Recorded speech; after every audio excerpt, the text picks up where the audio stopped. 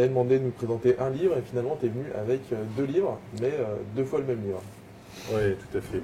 Donc, je vais vous présenter une réédition en plus. C'est pas un nouveau livre en tant que tel, enfin, il vient d'être réédité. Et je trouvais ça vraiment intéressant de comparer la nouvelle édition et l'ancienne. Donc d'abord, c'est un livre d'un photographe que tout le monde connaît maintenant, je crois, qui s'appelle Sebastião Salgado, brésilien, qui vit à Paris.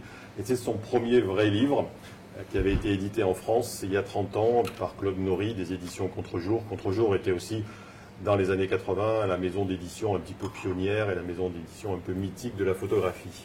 Et puis Claude Nory a relancé Contre-jour il y a 2-3 ans. Il est maintenant basé à Biarritz et dans le cadre de cette renaissance des éditions Contre-jour, il a décidé de faire des nouveaux livres et aussi de quelques rééditions. Et là, j'ai vu arriver donc cette réédition du Autres Amériques de Salgado. Mais c'est vrai que pour les gens qui le connaissent bien et qui aiment son travail, ce premier livre a une place un peu à part parce que c'est un livre fait à partir de très peu de photos, faites en Amérique latine, Amérique du Sud, donc Salgado est brésilien d'origine. Donc le livre actuel restitue beaucoup mieux toutes les nuances du négatif. On a fait beaucoup de progrès techniques, on va dire, pour restituer les nuances de blanc, de gris, de noir. Et donc là, je vais juste vous montrer la différence. C'est tout au long du livre, hein. La couverture déjà est très différente, même si c'est la même maquette au niveau de la photo. Je vais vous montrer 2 photos comme exemple pour voir les différences. Et là, je trouve que c'est un bon exemple de possibilités de reproduire la photo.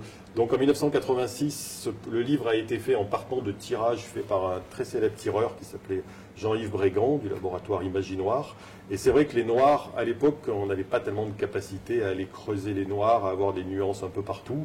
Le papier est un peu plus chaud, le rendu est ce qu'on va appeler un petit peu charbonneux dans le langage professionnel. Et il y aura moins de détails. L'édition actuelle, le papier est plus blanc, et on a vraiment des nuances partout, dans les noirs, dans les blancs, dans les demi-teintes. Mais en même temps, voilà, dans certains cas, en tant que spectateur ou amateur de livres, on peut préférer des livres qui, techniquement, sont moins bien imprimés. Claire, toi tu es allé fouiner sur le net. Tout à fait. C'est aussi ton travail au quotidien de trouver des nouveaux talents. Oui, tous les jours, je fouille, j'explore. Ma nouvelle pépite, il s'appelle Marek Wikowski. Marek Wikowski. Et ouais. Ça s'écrit comment? Alors, W-Y-K-O-W-S-K-I. Voilà. Et pendant que vous regardez son travail, je vous explique où je l'ai trouvé. Alors, Marek, c'est un photographe de 39 ans qui produit un boulot magnifique que j'ai eu la chance de découvrir en faisant, comme tu disais, mon boulot de tous les jours, à savoir une veille perpétuelle sur le web. Et en particulier, là, c'était sur Flickr. Marek, il a un grand talent, mais il a que 300 abonnés, c'est-à-dire peanuts. Pas étonnant parce que ce Polonais installé en Allemagne passe le plus clair de son temps à travailler à l'Agence européenne des brevets, où il travaille. J'ai eu l'occasion d'échanger avec lui. C'est un type super modeste, qui n'a jamais eu l'opportunité non plus de travailler, d'exposer son travail, pardon.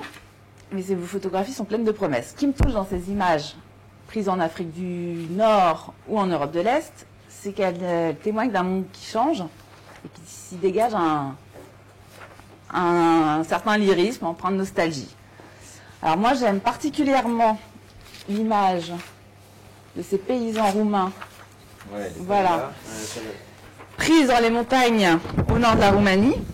Alors Marek, avec qui j'ai discuté, il m'a dit qu'il avait une certaine inquiétude quand il trouvait ça incroyable en fait, que ces gens qui ont réussi à maintenir un style de vie face à la férocité du régime Ceausescu et qui sont bien incapables aujourd'hui de résister au modèle de civilisation imposé à coup de subvention par le modèle européen, par l'Union européenne, pardon.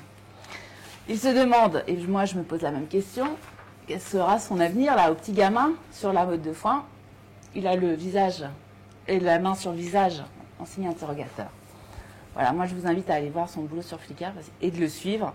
Il fait un super boulot.